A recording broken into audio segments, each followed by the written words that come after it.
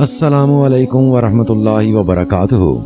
मेरा नाम मुफ्ती अजहर महमूद साहब है और मैं आपसे मुखातिब हूँ अल हदाया कुरान इंस्टीट्यूट की तरफ से, एक ऐसा इदारा जहाँ दुनिया भर के बच्चे और बड़े ऑनलाइन कुरान और दीन सीख रहे हैं। हमारी आलमी खिदमात नूरानी कायदा, मा तजवीद, नाजरा कुरान मजीद, तर्जमा और तफसीर कुरान, 6 कलमे, मसनून दुआएं, अरबी जुबान, इस्लामी ज़रूरी मसाइल, जुबानें हम तालीम फराहम करते हैं।